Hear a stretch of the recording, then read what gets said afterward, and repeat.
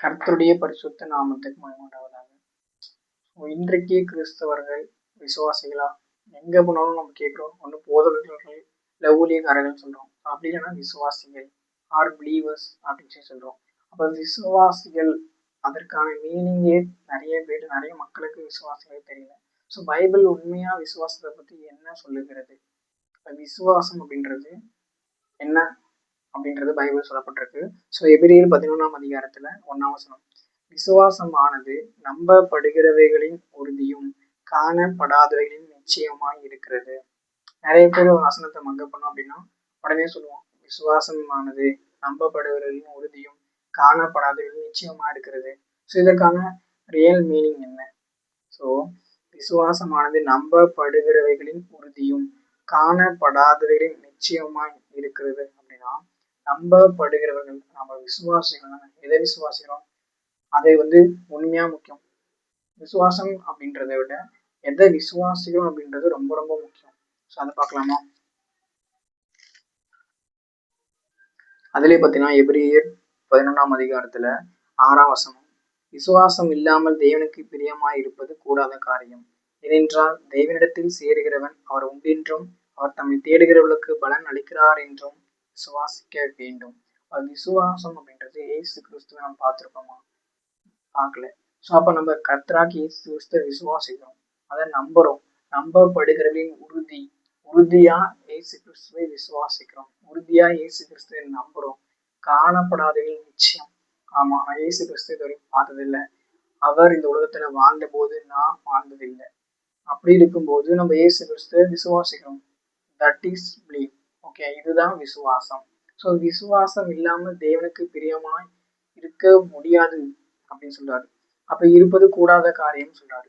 அப்ப விசுவாசம் இல்லாமல் இயேசு கிறிஸ்துவை நான் விசுவாசிக்கவில்லை, இயேசு கிறிஸ்துவை நான் ஏற்றுக்கொள்ளவில்லை அப்படி என்றால், அப்ப நம்ம விசுவாசமா இல்லாம இருந்தோமானா அப்ப தேவனுக்கு பிரியமா இருப்பது எப்படி? பிரியமா இருக்கவே முடியாது.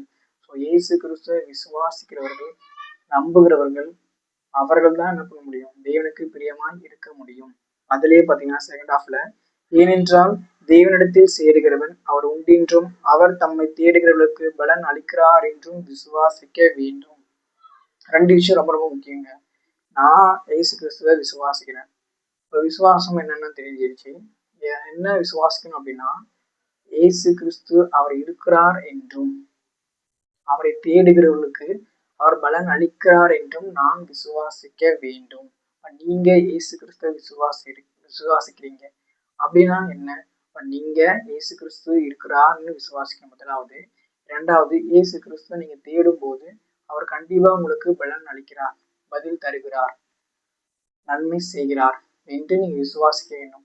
ஸோ ரெண்டு ப்ரியாரிட்டி, ரெண்டு பிரைமரி ரீசன் இருக்கணும். ஓகே, விசுவாசம் அப்படின்றது இந்த ரெண்டு காரியங்கள். இப்போ விசுவாசம் என்னன்னு பார்த்தோம், யாரை விசுவாசிக்கணும்னு பார்த்தேன், எதை விசுவாசிக்கணும்னு சொல்லியாச்சு. ஓகேங்களா? ஸோ இதுக்கான எக்ஸாம்பிள்ஸ், யாரெல்லாம் பைபிள்ஸ்ல விசுவாசிச்சு தேவனுக்குள்ள நீதிமானா இருந்திருக்காங்க? ஸோ ஆபிரகாம சொல்லலாம், அதற்கு முன்பாக ஏனோக்கு சொல்லப்பட்டிருக்கிறது. ஸோ வாசிக்கலாமா? அதுல எபிரேயர் 11ஆம் அதிகாரத்துல 4ஆம் வசனம், விசுவாசத்தினாலே ஆபேல் காயினுடைய பலியிலும் மேன்மையான பலியை தேவனுக்கு செலுத்தினான். ஹல்லேலூயா. ஸோ அப்போ நிறைய காரியத்தை பார்த்துருக்குறோம். ஆபிரகாம் ஓகே, ஏனோக்கு கூட ஓகே, பட் ஆபேல் இங்க சொல்லப்பட்டிருக்கிறது. ஆபேல் என்ன செய்தாரு? எப்படி விசுவாசத்தினால காயினுடைய பலியிலும் மேன்மையான பலியை அவர் கொடுத்திருக்காரு அப்படின்னு தான் பைபிள் சொல்லப்பட்டிருக்கு. அப்ப காணிக்கை கொடுத்துவதன் மூலம், காணிக்கை செலுத்துவதன் மூலமாக எப்படி காயினை விட ஆபேல் விசுவாசத்துல அதிகமாய் மேலானவராய் காணப்பட்டார்? பைபிள் அர்த்தத்தின்படி பார்த்தோம் அப்படின்னா, ஆபேல் தேவனை விசுவாசத்தினால முதல் பலனாகிய ஆட்டு மந்தைகளே தேவனுக்கு பலி செலுத்தினார். ஓகேங்களா? ஸோ அதனாலதான் அவன் நீதிமான் என்று சாட்சி பெற்றான். அவனுடைய காணிக்கைகளை குறித்து தேவனே சாட்சி கொடுத்தார். அவன் மரித்தும் இன்னும் பேசுகிறான். ஹல்லேலூயா. ஸோ அப்போ மரித்தும் இன்னும் பேசுகிறான் அப்படின்னா, அவர் இறந்து போனாலும் அவருடைய விசுவாசம், அவருடைய காணிக்கை இன்னும் பேசப்படுகிறது. பவுல் எபிரேயருக்கு 1000 ஆண்டுகளுக்கு அடுத்து எழுதும் போது அவர் எழுதுறாரு ஆபேலை பத்தி. அப்ப ஆபேல் இன்னும் பேசப்படுகிறார், அவர் பேசுகிறார், அவர் உயிரோடு இருக்கிறார் என்று பைபிள் அர்த்தம் சொல்லப்பட்டிருக்கிறது. இப்போ உயிரோடு இருக்கிறார் அப்படின்னா மாம்சத்துல நம்மை போல மனுஷனா ஏனோ அதாவது ஆவியில் இருக்கிறாரா? அப்படி கிடையாது. அவர் ஆவிக்குள்ள அதாவது கிறிஸ்துவுக்குள்ள அவருடைய வசனங்கள் விசுவாசத்தின் மூலமாக வெளிப்படுத்தப்படுகின்றன. இதுதான் அவர் உயிரோடு இருக்கிறார் அப்படின்றது அவர் பேசப்படுகிறார் அப்படின்றத பவுல் சொல்லுகிறார்.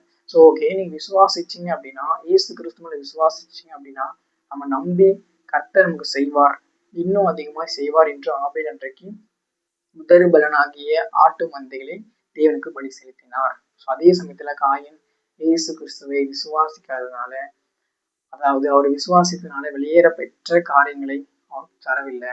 அப்ப ஆபேலுக்கு தெரியும், நான் தேவனுக்கு பிரதானமான முதலாவதாக ஒரு பெஸ்டா ஃபர்ஸ்டா தன்னுடைய காணிக்கையாக ஆட்டு மந்தைகளை கொடுத்தோம்னா அவர் இதை விட அதிகமாக கொடுக்க வல்லவராக இருக்கிறார் என்று அவர் அறிந்து விசுவாசத்தினால தன்னுடைய காணிக்கைகளை தேவனுக்கு செலுத்தினார். அதனால தேவன் அவரை அங்கீகரித்தார். அவரை என்ன பண்றாரு, அவர் தேவனே சாட்சி கொடுக்கிறார்.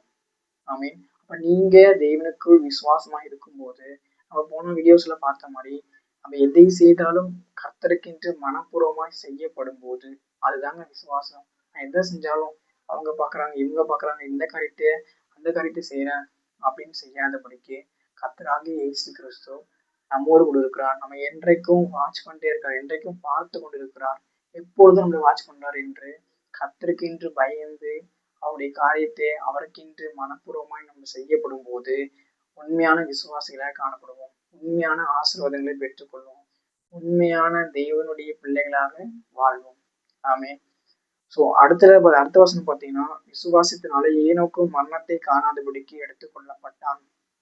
ஸோ இதுல இருந்து வெளிப்படுத்து எப்படின்னா, எந்த அளவுக்கு ஏனோக்கு தேவனோடு சஞ்சரித்து கொண்டிருந்தா, எந்த அளவுக்கு தேவனை அவர் விசுவாசிச்சு நம்பி இருந்தா, எந்த அளவுக்கு தேவனோட கூட பற்றதா இருந்தா அவர் எடுத்துக்கொள்ளப்பட்டிருப்பாரு.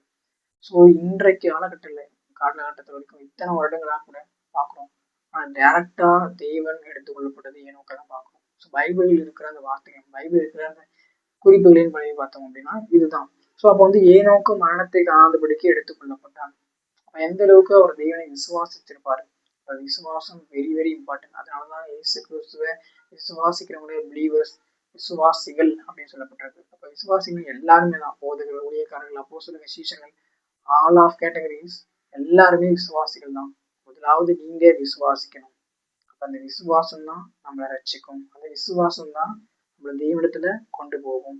அப்ப யோனோக்கு இந்த இடங்களில் பார்த்தீங்கன்னா, ஈனோக்கு அந்த காலகட்டங்கள்ல தேவனுடைய கட்டளைகள் கிடையாது, நியாயப்பிரமாணம் கிடையாது, மோசே கொடுத்த நியாயப்பிரமாணம் கிடையாது.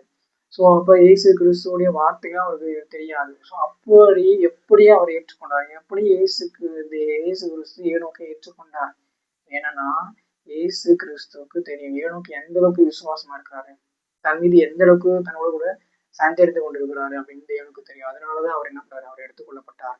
ஆமீன். அப்ப இன்றைக்கு இயேசு கிறிஸ்து நோக்கி பார்த்து கொண்டிருக்கிறார். என்னுடைய மகன், என்னுடைய மகள் எதை செய்தாலும் எனக்கென்று செய்யறாங்களா, எனக்கென்று என்னை விசுவாசிக்கிறாங்களா, எந்த காரியத்திலாவது என்னை விட்டு புறம்பா தள்ளாதபடிக்கு என்னோடு கூட விசுவாசிக்கிறாங்களா, என்னை விசுவாசிச்சு காரியங்களை செய்கிறார்கள் என்று தேவன் இன்றைக்கு நம்ம பார்த்து கொண்டிருக்கிறார். ஒவ்வொருவரும் நம்ம விசுவாசத்துக்கு ஒப்பு கொடுப்போமாக, ஒவ்வொருவரும் தெய்வனுடைய காரியத்துக்கு நம்ம அர்ப்பணிக்கும் போதுதான் அவரை போல நம்மளால வாழ முடியும். அதுல பாத்தீங்கன்னா, அவன் காணப்படாமல் போனான், அவன் தேவனுக்கு பிரியமானவன் என்று அவன் எடுத்துக்கொள்ளப்படுவதற்கு முன்னமே சாட்சி பெற்றான். This is witness. இதுதான் மிகப்பெரிய சாட்சி. ஏனோக்கு எடுத்துக்கொள்ளப்படவே இல்லை, ஆனா அதுக்கு முன்பாகவே சாட்சி பெற்றார் அப்படின்னு தான் வசனம் சொல்லிருக்கு. தேவனுக்கு பிரியமானவன் என்று அவன் எடுத்துக்கொள்ளப்படுவதற்கு முன்னமே சாட்சி பெற்றான். அப்ப தேவனுக்கு பிரியமானவன் என்று ஏனோக்கு எடுத்துக்கொள்ளப்படுவதற்கு முன்பாகவே சாட்சி பெற்றான். அப்ப நம்ம ஏனோக்கு தேவனை சஞ்சரித்து கொண்டிருந்தான்னு பார்க்கணும்ல, அப்பவே சாட்சி பெற்றிருக்காரு, அப்பவே சாட்சி பெற்றிருக்காரு. இதுக்கு இன்னொரு எக்ஸாம்பிள் பார்த்தீங்கன்னா, தாவீது இதயத்துக்கு ஏற்றவன் என்று நான் கண்டேன் அப்படின்னு சொல்லி தேவன் சொல்றாரு. எப்பொழுது?